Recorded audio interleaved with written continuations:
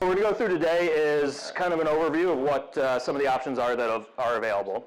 I've got a few strategies in here. We're going to kind of articulate why you might want to use some over another, why you might want to stay away from some, and hopefully at the end of this you'll have a pretty good grasp on it. So this is the first slide I always start with. This is the best analogy I've been able to come up with to articulate what we're going to go over today.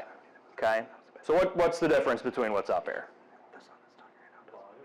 Yeah, volume, right? How much you get and how much you pay for it.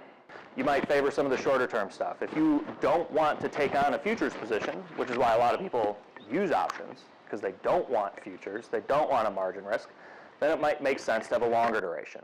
So that's the bottom line. All right, so quick overview. So the real easy ones, American options, right? September corn, you can buy September put on September corn. Straightforward. There are cereal options. You can buy an August put that trades off of September futures. There are short-dated new crop options. Okay, so that's a very good one. They're very actively traded, and we'll look at those today.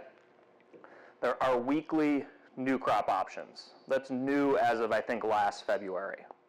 So every single Friday, there's an option expiring that trades off of the new crop contract. There are weekly old crop options. I call them old crop. It's really the nearby. The nearby. So every Friday there's an option expiring that trades off of right now for corn the September. Yep. So once the regular July expires, which was last Friday, we're off to September. So if you want to buy a September put, right, you could buy the September, you could buy the August, you could buy one that expires this Friday, next Friday.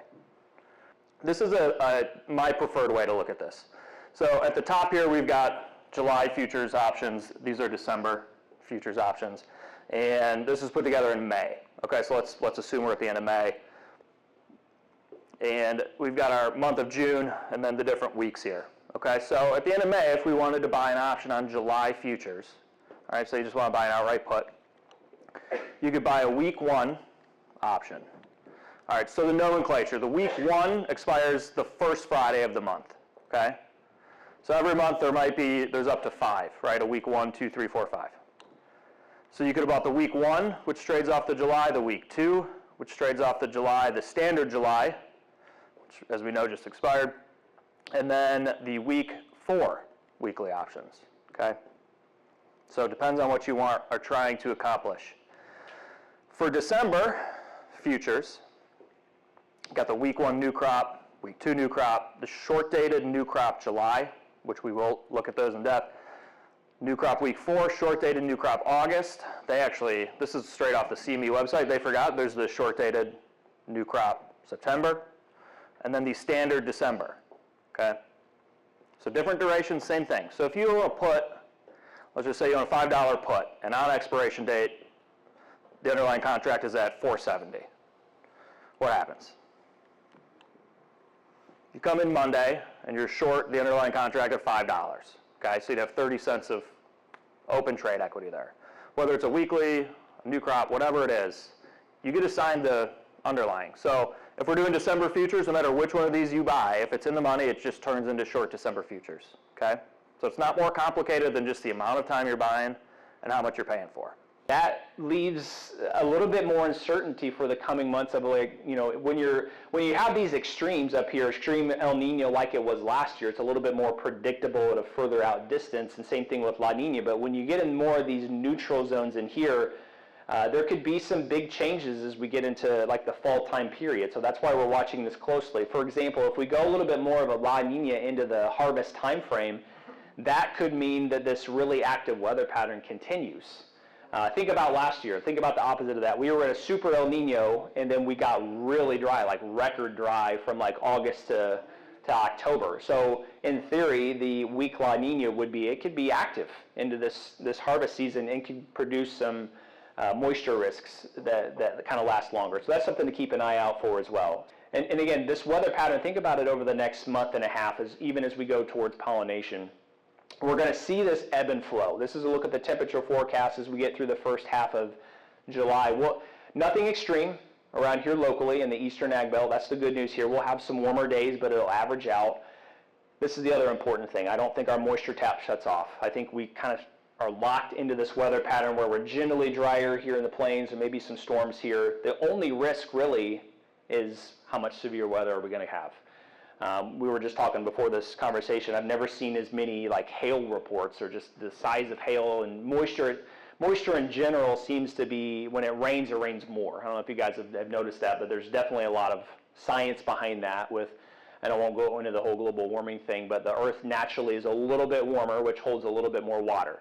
And so that's why when it rains, usually it rains more than what it would have 10 or 15 years ago, and we have larger size hail and more severe weather reports. That's generally I foresee this weather pattern continuing to be overall active. Let's jump ahead as we go into August. Is there any risks here as we go into maybe more soybean pollination, if you will?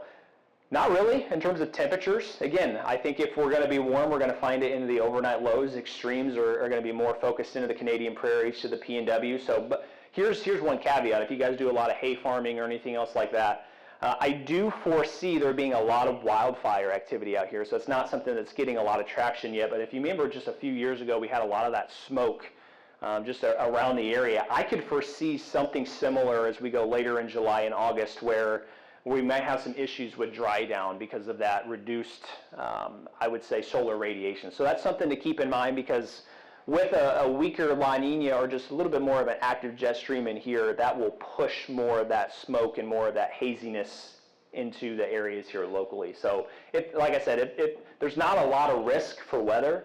That could be one of them, though, for dry down and when we're thinking about early harvest time frame.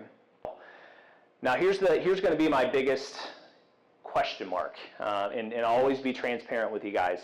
A little bit less confidence. This is a look at September here locally here, because a lot of times if we can jump back into a weak La Nina, there can be an early frost. So just thinking about risks here, there isn't many.